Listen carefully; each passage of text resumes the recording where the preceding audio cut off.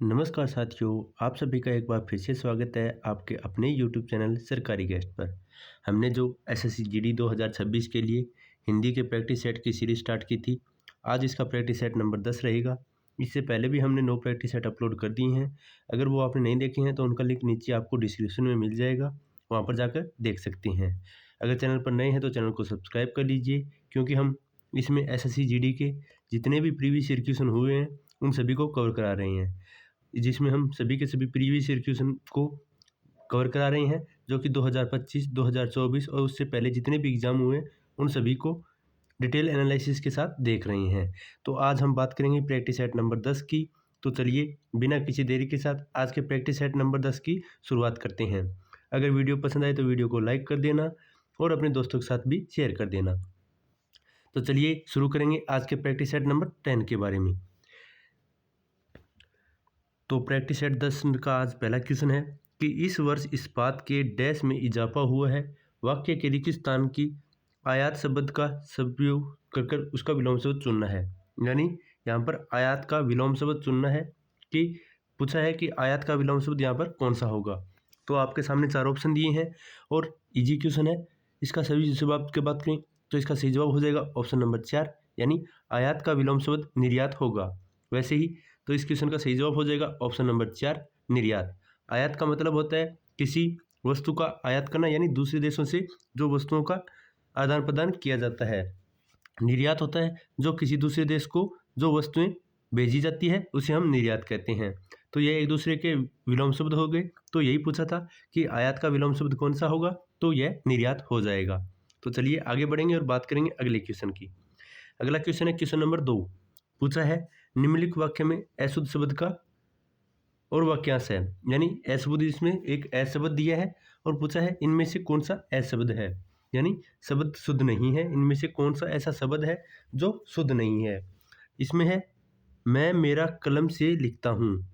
तो यहाँ पर कौन सा शब्द अशुद्ध है, तो पढ़ने से ही पता चल रहा है कि इसमें मेरा शब्द गलत है, यानी मैं मेरा कलम से लिखता हूँ ऐसा कोई शब्द ही नहीं बनता। तो इसलिए इस क्वेश्चन का राइट आंसर हो जाएगा ऑप्शन नंबर 4। यहाँ पर मेरा की जगह मेरी कलम से आएगा, यानी यहाँ पर वचन संबंधी त्रुटि है, तो लिंग संबंधी त्रुटि है, तो यहाँ पर मेरी का प्रयोग किया जाएगा। तो सही जवाब हो जाएगा ऑप्शन नंबर 4। आगे बढ़ेंगे और बात करेंगे अगले क्वेश्चन पर। अगला क्वेश्चन रहेगा क्वेश्चन नंबर 3। पूछा है निम्नलिखित वाक्य में रेखांकित पद के बदले कौन सा विकल्प उपयुक्त होगा। नीचे एक वाक्य दिया है और उसमें रेखांकित पद के स्थान पर पूछा है कि कौन सा प्रयोग किया जाएगा। तो वाक्य है निराला को अभिनंदन ग्रंथ प्रदान किया गया। तो यहाँ पर रेखांकित शब्द की बात करें तो यहाँ पर प्रदान किया गया को रेखांकित किया गया है। पूछा है इसके स्थान पर कौन सा शब्द प्रयोग किया जा सकता है। तो आपके सामने 4 ऑप्शन है और इसमें से राइट आंसर रहेगा ऑप्शन नंबर 1, यानी भेंट किया गया। अभिनंदन ग्रंथ भेंट किया गया, यह वाक्य एकदम शुद्ध हो जाएगा। तो राइट आंसर हो जाएगा ऑप्शन नंबर 1, भेंट किया गया प्रदान किया गया की जगह उपयुक्त रहेगा। चलिए आगे बढ़ते हैं और बात करते हैं नेक्स्ट क्वेश्चन की। अगला क्वेश्चन है क्वेश्चन नंबर 4। पूछा है कबीर डैश काव्य धारा के प्रमुख कवि हैं। तो यहाँ पर रिक्त स्थान की पूर्ति करने के लिए उपयुक्त तद्भव शब्द का प्रयोग करना है, यानी कबीर के आगे कौन सा शब्द आएगा जो कि तद्भव शब्द है। तो आपके सामने 4 ऑप्शन दिए हैं, तो इसमें से सही जवाब रहेगा ऑप्शन नंबर 2, निर्गुण, यानी कबीर निर्गुण काव्य धारा के एक प्रमुख कवि है। तो कबीर की बात करें तो वह निर्गुण भक्ति में विश्वास रखते थे। तो इसलिए इसका राइट आंसर हो जाएगा ऑप्शन नंबर 2, निर्गुण शब्द का प्रयोग किया जाएगा, जो कि एक तद्भव शब्द है। वहीं आगे बढ़ते हैं और बात करते हैं अगले क्वेश्चन पर। अगला क्वेश्चन है क्वेश्चन नंबर 5। पूछा है आम के बागों में डैश बोल रही है। तो रिक्त स्थान की पूर्ति तत्सम शब्द से करनी है, यानी यहाँ पर कौन सा तत्सम शब्द आ सकता है। तो आम के बागों में क्या बोल रही है, तो आपके सामने 4 ऑप्शन दिए हैं, तो इनमें से सही जवाब की बात करें तो इसका सही जवाब हो जाएगा ऑप्शन नंबर 2, यानी आम के बागों में कोकिला बोल रही है। तो इसका सही जवाब हो जाएगा ऑप्शन नंबर 2, तत्सम शब्द है कोकिला। तो इसलिए सही जवाब हो जाएगा ऑप्शन नंबर 2, कोकिला। चलिए आगे बढ़ते हैं और बात करते हैं नेक्स्ट क्वेश्चन की। अगला क्वेश्चन रहेगा क्वेश्चन नंबर 6। पूछा है दिए गए वाक्यों के रेखांकित शब्दों के आधार पर संज्ञा की दृष्टि से अशुद्ध वाक्य की पहचान करनी है, यानी इनमें से 3 शुद्ध है और एक अशुद्ध है। तो उनमें से कौन सा अशुद्ध है उसकी पहचान करनी है। रेखांकित शब्द की बात करें तो पहले में लंबी रेखांकित शब्द है, दूसरे में मिठास है, तीसरे में समझ है और चौथे में देवत है। तो ये सभी के सभी रेखांकित शब्द हैं। तो अशुद्ध वाक्य की पहचान करें तो इसमें पहला है गीता तेजी से लंबी हो रही है, दूसरा है बातचीत में मिठास रखो सब काम बनते जाएंगे, तीसरा है आपकी समझ तो अपूर्व है, चौथा है हर व्यक्ति में देवत्व और प्रस्तुत्व होते रहते हैं। तो इनमें से कौन सा अशुद्ध है, तो इसका सही जवाब हो जाएगा ऑप्शन नंबर 1 यानी गीता तेजी से लंबी हो रही है, यह अशुद्ध हो जाएगा। बाकी सभी के सभी शुद्ध हैं। तो इस क्वेश्चन का राइट आंसर हो जाएगा ऑप्शन नंबर 1। चलिए आगे बढ़ते हैं और बात करते हैं नेक्स्ट क्वेश्चन की। अगला क्वेश्चन है क्वेश्चन नंबर 7।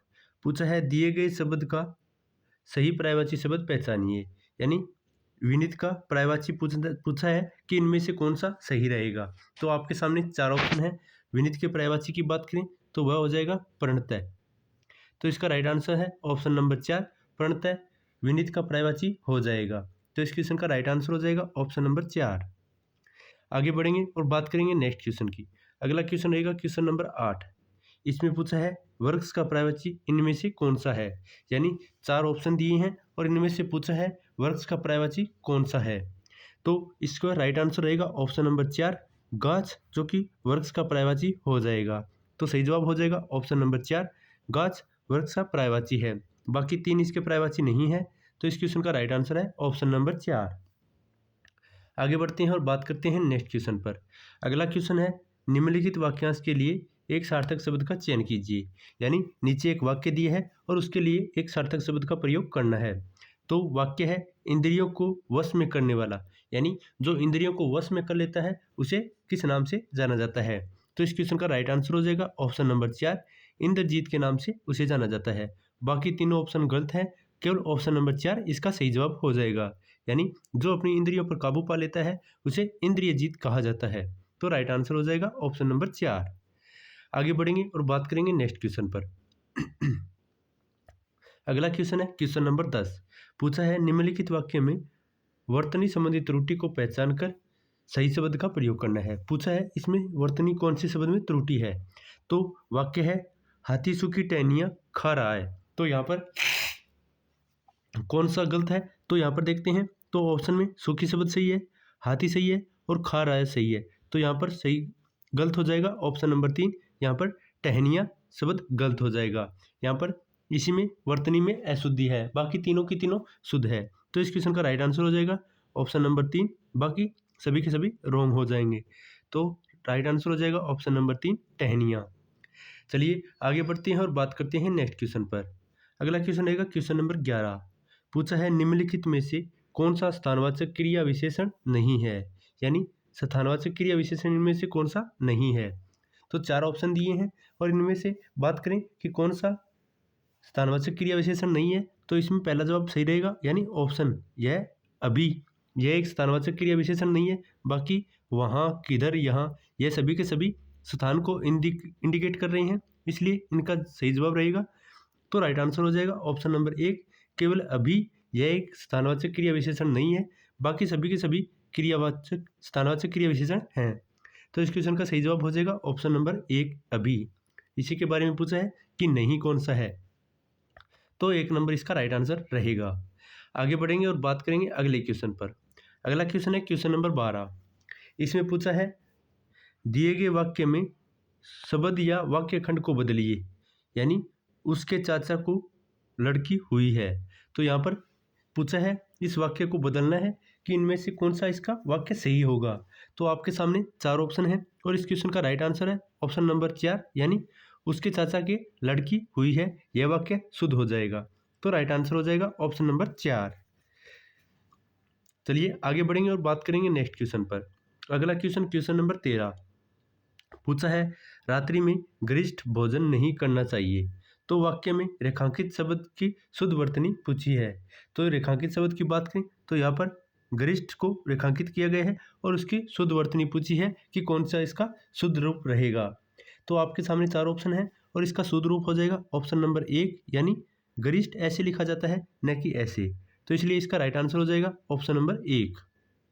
बाकी तीनों की तीनों अशुद्ध है और केवल ऑप्शन नंबर 1 शुद्ध है, तो इसलिए सही जवाब हो जाएगा ऑप्शन नंबर 1। आगे बढ़ते हैं और बात करते हैं नेक्स्ट क्वेश्चन की। अगला क्वेश्चन है क्वेश्चन नंबर 14। पूछा है कोयल का पर्यायवाची कौन सा है। तो यहाँ पर 4 ऑप्शन दिए हैं और उनमें से पूछा है कि कोयल का पर्यायवाची कौन सा रहेगा। तो इसमें से सही जवाब रहेगा ऑप्शन नंबर 4, यानी श्यामा कोयल का पर्यायवाची हो जाएगा। बाकी तीनों इसके पर्यायवाची नहीं है, तो केवल राइट आंसर रहेगा ऑप्शन नंबर 4, श्यामा कोयल का पर्यायवाची शब्द है। चलिए आगे बढ़ते हैं और बात करते हैं अगले क्वेश्चन पर। अगला क्वेश्चन है क्वेश्चन नंबर 15। पूछा है मुहावरे और उसके अर्थ के लिए सही विकल्प चुने। यानी एक मुहावरा दिया है और उसका सही अर्थ नीचे 4 ऑप्शन दिए हैं, उनमें से चुनना है कि कौन सा सही रहेगा। तो मुहावरा है कलम तोड़ना, तो इसका सही अर्थ कौन सा होगा। तो आपके सामने 4 ऑप्शन दिए हैं और इसका सही जवाब हो जाएगा ऑप्शन नंबर 2, यानी बढ़िया लिखना कलम तोड़ने का एक अर्थ हो जाएगा। तो राइट आंसर हो जाएगा ऑप्शन नंबर 2, बढ़िया लिखना। बाकी तीनों अशुद्ध हैं, केवल सही अर्थ दे रहा है ऑप्शन नंबर 2, बढ़िया लिखना ही कलम तोड़ने का अर्थ होता है। तो सही जवाब हो जाएगा ऑप्शन नंबर 2। आगे बढ़ेंगे और बात करेंगे गद्यांश के बारे में। पहले हम गद्यांश पढ़ेंगे, उसके बाद इसके अनुसार 5 प्रश्न हैं उनको कवर करेंगे, जानेंगे कि उनका आंसर क्या हो सकता है। तो चलिए पहले गद्यांश को पढ़ लेते हैं। गद्यांश में दिया है साहित्य में यथार्थ चित्रण होना स्वाभाविक भी है और आवश्यक भी है, क्योंकि वही साहित्य उच्च कोटि का साहित्य पाया जाता है जिसमें जीवन के डैश का निचोड़ हो और अनुभव यथार्थ के धरातल पर ही संभव होते हैं। किंतु यही यथार्थ अंततः अप्रत्यक्ष रूप से आदर्श की सर्चना करने में डैश होता है। साहित्य का या तो अर्थ ही है सबका हित करना, और यथार्थ से सदैव सबका हित संभव नहीं हो सकता। अंततः यथार्थ के साथ यदि आदर्श का सामंजस्य नहीं होता है तो यथार्थ नितांत अभद्र एवं डैश बनकर रह जाता है। रामायण और महाभारत जैसे महाकाव्यों में यदि एक और जीवन के चरम यथार्थ को दर्शाया गया है तो दूसरी ओर डैश की भी प्रतिष्ठा की गई है। यथार्थ जीवन रूपी संसार की मझधार है तो आदर्श किनारा है।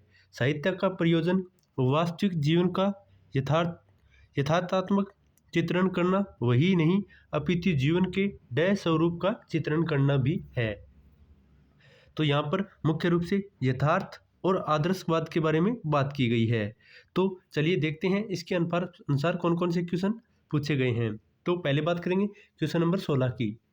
पूछा है गद्यांश के आधार पर उत्तर के रूप में सही विकल्प चुने, यानी 1 नंबर स्थान पर कौन सा सही विकल्प रहेगा।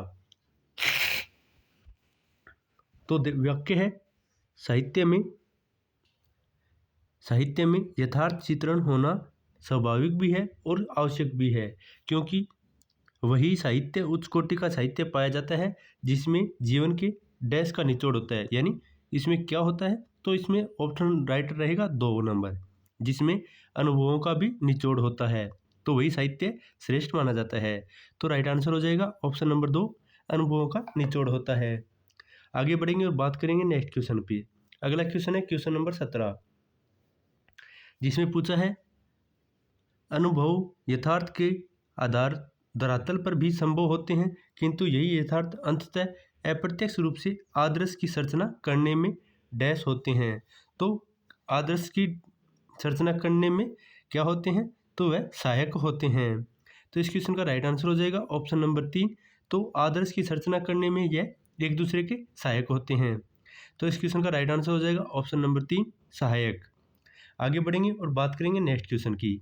अगला क्वेश्चन नंबर 18 में पूछा है साहित्य का तो अर्थ ही है सबका हित करना, और यथार्थ से सदैव सबका हित संभव नहीं हो सकता। अंततः यथार्थ के साथ यदि आदर्श का सामंजस्य नहीं होता तो यथार्थ नितांत अभद्र एवं कष्टप्रदक होता। तो इसका ऑप्शन नंबर 3 में नेगेटिव शब्द का प्रयोग करना है, तो इसका सही जवाब हो जाएगा ऑप्शन नंबर 2।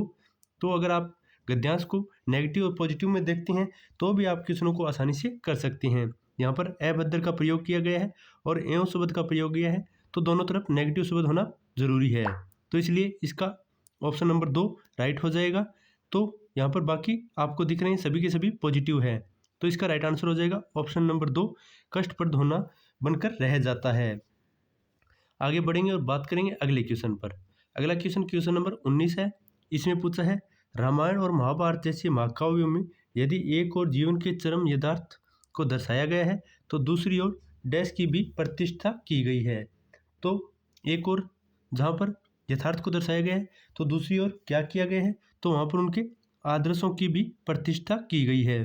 तो राइट आंसर हो जाएगा ऑप्शन नंबर 2, यानी वहाँ पर आदर्शों की भी बात की गई है। चलिए आगे बढ़ते हैं और बात करते हैं नेक्स्ट क्वेश्चन की। क्वेश्चन नंबर 20 में पूछा है, साहित्य का प्रयोजन वास्तविक जीवन का यथा तथ्यात्मक चित्रण करना नहीं है अपितु जीवन के डैश स्वरूप का चित्रण करना है। तो यानी यहाँ पर श्रेष्ठ स्वरूप का चित्र करने के बारे में बताया गया है। तो इस क्वेश्चन का सही जवाब हो जाएगा ऑप्शन नंबर 3। तो रेगिस्तान 5 पर श्रेष्ठ शब्द का प्रयोग किया जाएगा। तो राइट आंसर हो जाएगा ऑप्शन नंबर 3। तो यह था आज का हमारा प्रैक्टिस सेट नंबर 10, जिसमें हमने टोटल 20 क्वेश्चनों को कवर किया है, जो कि सभी के सभी प्रीवियस ईयर क्वेश्चन थे। तो उम्मीद है आपको यह वीडियो पसंद आया है। अगर वीडियो पसंद आया तो वीडियो को लाइक करें, अपने दोस्तों के साथ शेयर करें, और चैनल पर नए हैं तो चैनल को सब्सक्राइब कर लें। हमारा नेक्स्ट पार्ट आपको जल्द ही प्रोवाइड करा दिया जाएगा। उम्मीद है आपको वीडियो पसंद आया है। तो मिलते हैं एक नई वीडियो के साथ, तब तक के लिए धन्यवाद।